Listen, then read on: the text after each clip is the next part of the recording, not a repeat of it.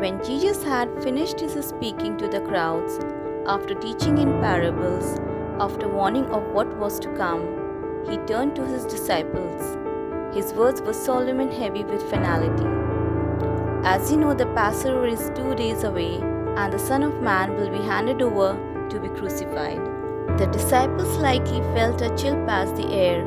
The celebration of deliverance, Passover, was near. But for Jesus, a far deeper deliverance was about to unfold. In the shadows of power, the chief priests and leaders gathered at the palace of the high priest Caiaphas. They weren't seeking truth, they weren't seeking God. They were plotting. How do we arrest him? How do we kill him without stirring the crowd? Fear of the people constrained them, but hearts were already hardened.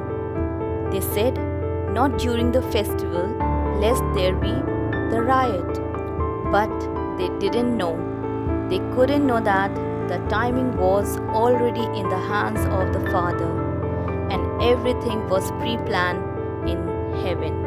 And while they conspired in secret, something sacred happened in Bethany.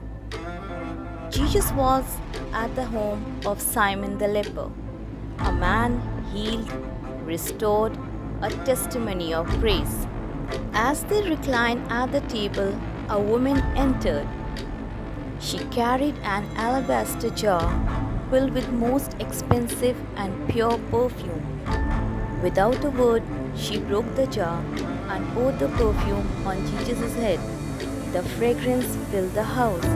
Her worship was lavish, unrestrained, and she began to weep and wet Jesus' feet with her tears and wiped them with her hair.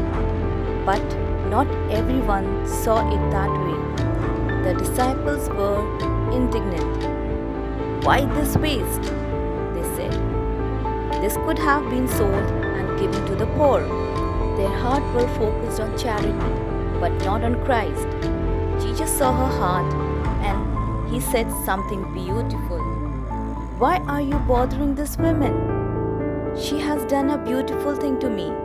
The poor you will always have with you, but you will not always have me. When she poured this perfume on my body, she did to prepare me for burial. Truly I tell you, wherever this gospel is preached throughout the world, what she has done will also be told in memory of her." Her act, her worship was a prophecy in motion, a fragrant offering before the suffering began. One of the 12 disciples, Judas Iscariot, walked a different path. While the aroma of devotion lingered in the air, he slipped into the shadows. He went to the chief priests. "What are you willing to give me?" he asked, "if I deliver him to you?" They offered him 30 pieces of silver, the price of a slave. And from that moment, Judas watched for the right time to betray the Son of God.